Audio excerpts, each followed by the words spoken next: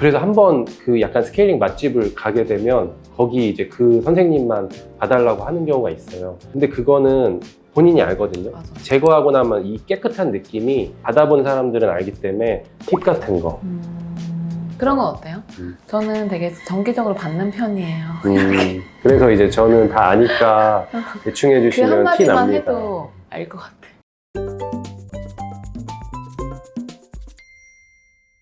안녕하세요 여러분, 치카부부입니다. 이제 연말이 다가오고 있어 벌써.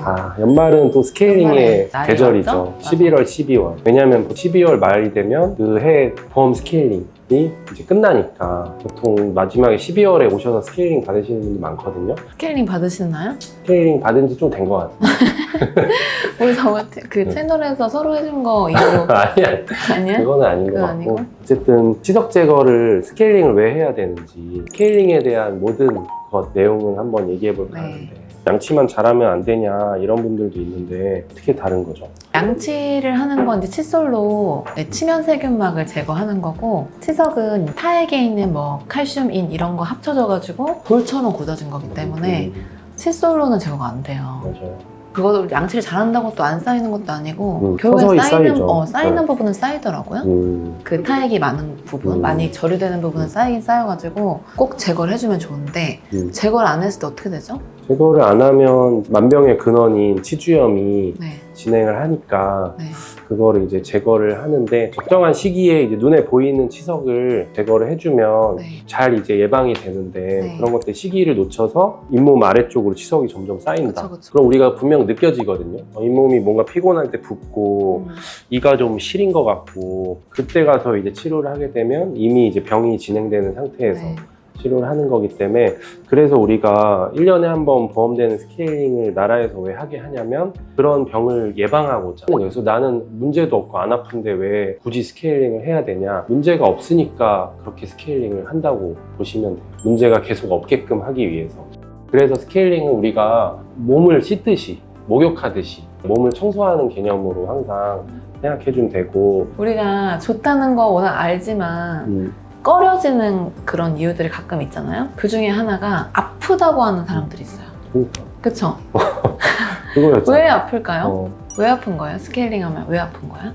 안 해본 걸 해서 아픈 거예요. 어떻게 보면 우리가 마사지 같은 것도 자주 받는 분들은 시원하다 그러는데, 처음 받는 분들은 왜 이렇게 아파 막 이러잖아요. 그런 거랑 마찬가지로 보면 돼요. 치아가 실제로 막 아프고 이런 게 아닌데 소리 자체도 예민하고 가장 많은 신경이 모여있는 데가 치아인데, 그 부분을 직접 터치를 하니까 아플 수 있고, 또 하나는 건강한 잇몸 같은 경우는 잇몸을 자극해서 아플 일이 잘 없는데, 이제 치석이 쌓여서 잇몸 조금씩 부어있는 부분, 그 부분을 건드리면 피가 나고 통증이 생기거든요. 그래서 아픈 부분도 있는데, 그거는 당연히 깨끗하게 청소를 해줘야 나중에 안 아파질 수 있는 부분이니까 아픈 거는 있다. 기욱쌤 말한 대로 아픈 이유가 아프다, 시리다 두 가지 그런 느낌일 것 같은데, 안 좋은 부위가 많을수록, 잇몸에 붓기가 많을수록 그쪽이 아플 것 같고, 시린 거는 보통 그런 거잖아요. 옷을 입고 있는 거죠, 치아가. 그쵸. 이렇게 두꺼운 옷을 입고 있다가 탁 벗으니까 이제 뿌리에 그 덮여있는 층이 드러나면서 일시적으로 이제 좀 시리고, 그런데 또 잇몸이 회복되고 가라앉게 되면은 또 조금 괜찮아지는 경우도 있죠.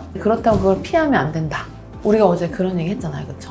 안 아픈 게 잘하는 치과인지 그런 거 생각해 봤는데 어떻게 생각하세요? 결론은 상황에 따라 다른데, 이제 아픈 거랑 안 아픈 걸로 환자분들이 스케일링이 잘 됐네 안 됐네를 구분하기는 좀 어려워요. 염증이 많은 이런 경우를 제외하고 깨끗한 상황에서 스케일링을 받는다 가정했을 때 안 아프게 꼼꼼하게 제거하는 게 가장 베스트거든요. 안 아픈데도 깨끗하게 제거할 수 있는 거는 어떻게 보면 약간 기술이 좀 필요하긴 해요. 근데 아프더라도 깨끗이 하게 받는 게 일단 우선이에요. 그렇게라도 제거하는 게 그 다음이고, 뭔가 안 아픈데 개운함이 좀 덜하네? 그러면 사실 대충 바닥에 됐을 가능성도 있어요. 그렇기 때문에 통증으로 그걸 100% 느낄 수는 없는 것 같아요. 그래도 주기적으로 받으면 자기가 대충 어디가 좀 아픈지 알잖아요. 그 아픈 부위를 좀 자주 봐서 자기가 알고 있으면 좋을 것 같아요. 그러면 거기를 평소에 관리할 수 있고, 그리고 주기적으로 왔을 때 저 여기가 안 좋아요 라고 얘기를 해주면, 치석이 없는 부분은 어떻게 보면 빨리 지나갈 수도 있거든요. 그런 부분을 좀 더 집중적으로 치료해 준다거나 할 수가 있으니까. 요즘에 그런 것도 있잖아요. 막 마취 가그렉 같은 거, 그리고 뭐 수면 치료 뭐 이런 거. 스케일링도 평소에 난 자주 받는데 시려서 받기 싫다 하는 분들은 각을 마취를 하고 받으면 그 통증이 좀 경감되기도 하고, 그리고 정말 나는 스케일링 너무 소리나 이런 것들이 싫고 그냥 받는 과정이 너무 싫다 이런 분들은 의식화 진정법 수면 마취를 통해서 반수면 상태에서 받고 끝나기도 해요. 수면 치료에 한해서는 가성비가 떨어지는 치료라고 볼 수 있지만 간단한 스케일링이기 때문에 그래도 꼭 필요한 분들은 그렇게 해드리기도 하거든요. 네. 그래서 충분히 안 아프게 할 수 있는 방법은 있다고 생각해요. 근데 너무 자주 받는 문제가 맞아요. 되진 않나요? 대부분 그렇게 생각하시더라고요. 저 얼마 전에 받은 것 같은데요. 저희는 그냥 그래도 받으시는 게 좋겠습니다라고 설명을 하는데, 그러니까 어쨌든 치아 손상이 없다고 이제 저희가 가정을 하는 거고, 주기적으로 루틴하게 하는 게 중요하잖아요. 우리가 머리 자주 감으면 모발이 손상되지 않나요? 라고 하는 거랑 마찬가지인데, 물론 당연히 하루에 10번씩 감으면 안 좋겠죠. 치아도 그런 거일 수 있는데 6개월에 한 번은 결코 짧은 기간은 아니라고 생각해요. 혹시나 스케일링 하러 가서 네. 뭐 참고할 만한 팁 같은 거. 그런 건 어때요? 음. 저는 되게 정기적으로 받는 편이에요.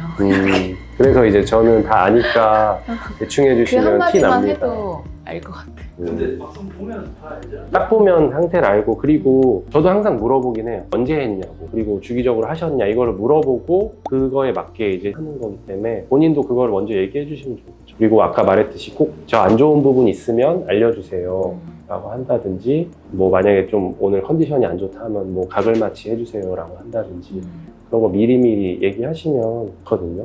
그리고 이제 뭐 전체적으로 구강검진도 하긴 하지만 실제로 우리가 치석 제거를 하면서도 보이는 경우가 사실 있거든요. 맞아요. 왜냐하면 치석이 있는 상태에서 제대로 보기 어려운 경우도 있기 때문에 그런 것들이 깨끗해진 상태에서 한번 재검진을 하기도 하죠. 그럼 보험은 12월 지나가면 그 해마다 하나씩 있는 거니까, 내가 이제 올해 스케일링을 안 받았다 하면은 연말에는 꼭 받아야 이제 그게 리셋이 되죠. 그 해가 넘어가면.